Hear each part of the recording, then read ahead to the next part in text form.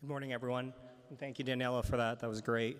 My name is Mank Vizu. I'm Managing Director in the Metals and Mining Group at National Bank Financial in Toronto, and I will be moderating the next two sessions.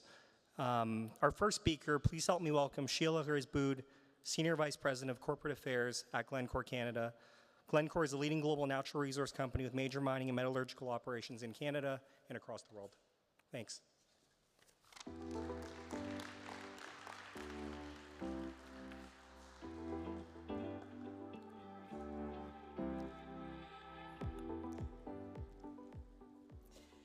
Mesdames et messieurs, c'est un privilège de me trouver devant vous aujourd'hui dans la vibrante et historique ville de Québec.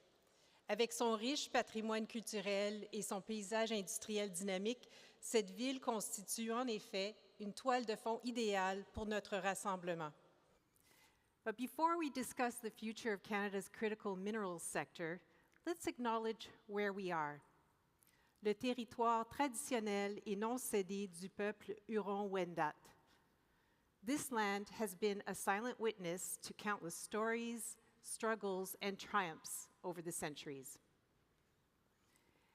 As we forge new paths in mineral development, we must all remain acutely aware of the importance of building meaningful partnerships with Indigenous peoples.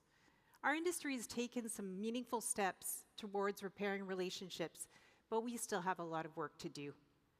This dialogue must transcend consultation and evolve into genuine partnerships that are mutually beneficial for both our industry and our Indigenous rights holders. It's in that context that I'm reminded of a significant milestone that Glencore is celebrating this year, the 30th anniversary of the Raglan Agreement at our Raglan mine in Nunavik. Signed in 1995 with 5 Inuit partners, this agreement was among the first impact and benefits agreements in Canada. It remains a living document, continually evolving through collaboration with our partners.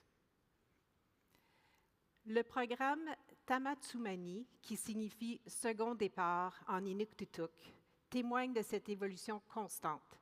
Il englobe des initiatives conçues pour attirer et retenir les employés inuits, telles qu'une mini-école, un programme de développement pour des compétences essentielles.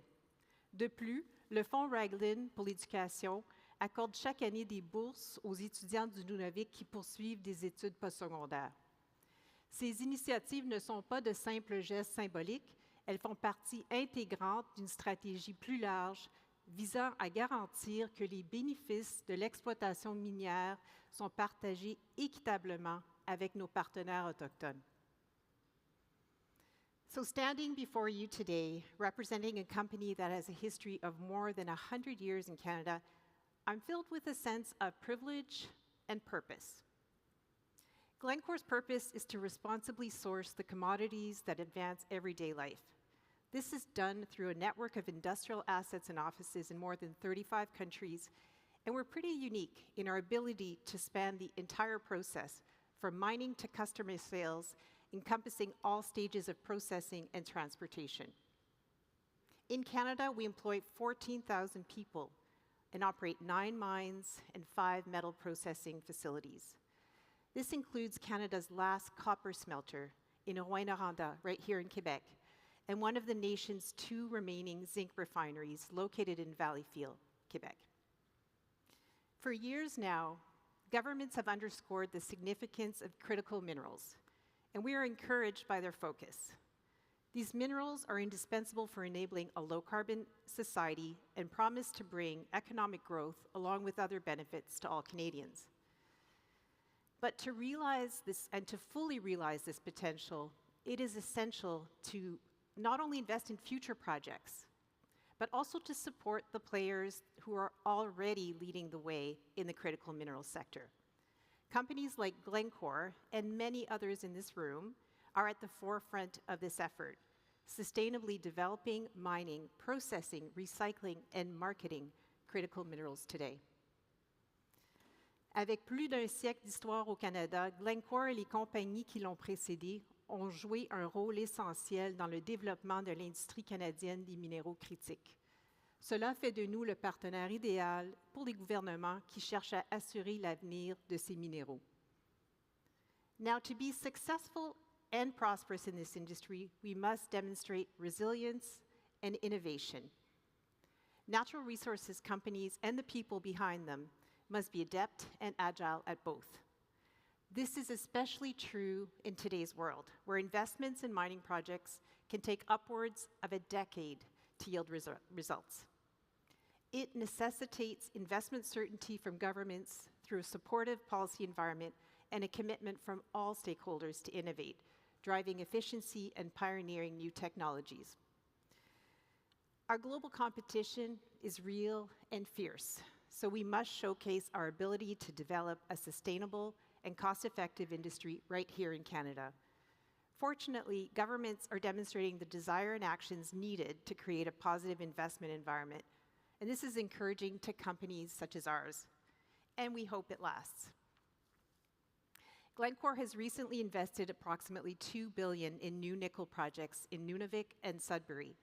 And as many of you may be aware, we invested $7 billion to acquire Elk Valley Resources in British Columbia, which produces steelmaking coal.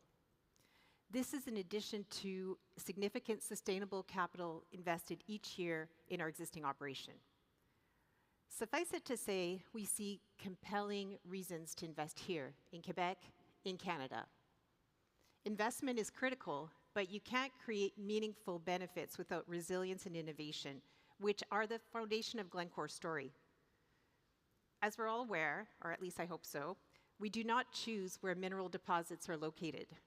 Our Raglan mine, for instance, operates in a frozen environment for the majority of the year. It is situated off the grid and demands substantial power.